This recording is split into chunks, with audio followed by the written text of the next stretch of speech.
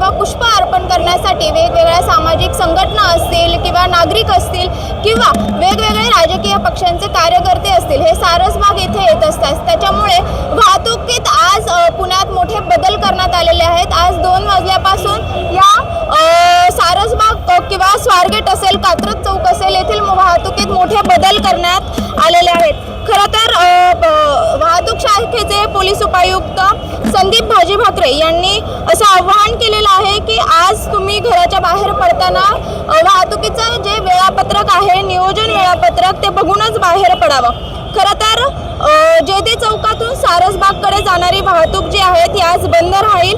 सिंहगड रोडकडे जाणाऱ्या वाहनांनी जेधे चौकातून सातारा रोड, वोल्गा चौक, मित्रमंडळ चौक, सावरकर चौक मार्गे सिंहगड रोडकडे जावे असं आवाहन करण्यात आले। यासोबतच सिंहगड रोडवरून स्वारगेटकडे येणाऱ्या वाहनांनी दांडेकर पूल, नाथपाई चौक, नासी फडके चौक, पुरम चौक आणि टिळक रोड मार्गे जेधे चौकाकडे जावे। यासोबतच खरं पाहायला गेलं तर जेधे चौकातील वाय जंक्शनवरून म्हणजेच फ्लायओव्हरवरून सारसबागकडे जाणाऱ्या वाहनांना मनाई करण्यात आलेली आहे। कात्रजकडून सारसबागकडे येणाऱ्या वाहनांनी फ्लायओव्हरचा वापर न करता लक्ष्मी नारायण येथून डावीकडे वळून इच्छित स्थळी जाण्याचं आवाहन करण्यात आले।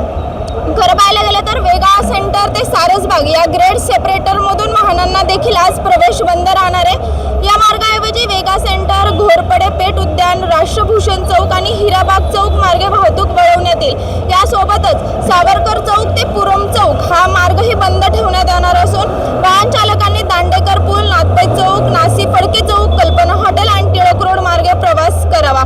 खरं पाहायला गेलं तर गर्दी आज भरपूर गर्दी होणार आहे। ही गर्दी लक्षात घेऊनच या वाहतुकीत जे आहे ते बदल करण्यात आलेले आहेत। खरं तर गर्दी लक्षात घेऊन पुरम चौक ते जेधे चौक या एकेरी रस्त्यावर तात्पुरत्या स्वरूपात दुहेरी वाहतूक सुरू करण्यात येईल। तसंच दांडेकर पूल आणि सावरकर चौक येथे दुपारी 3 ते रात्री 12 वाजेपर्यंत आवश्यकतेनुसार वाहतुकीस दुहेरी प्रवेश दिला जाणार आहे। नीलामाई पुलावरून सावरकर चौकाकडे येणारी वाहतूक आवश्यकतेनुसार पर्वती गाव मार्गे वळवण्यात येईल आणि शिवाजी रोड तसेच 7 लौक चौकातून जेधे चौकाकडे जाणारी वाहतूक देखील परिस्थितीनुसार वर्तवण्यात येईल। खरं तर आज लोकशाहीर अण्णाभाऊ साठे यांची जयंती आहे आणि या जयंती निमित्तानेच आज दुपारपासून वाहतुकीत परिस्थितीनुसार बदल करण्यात येणार आहे।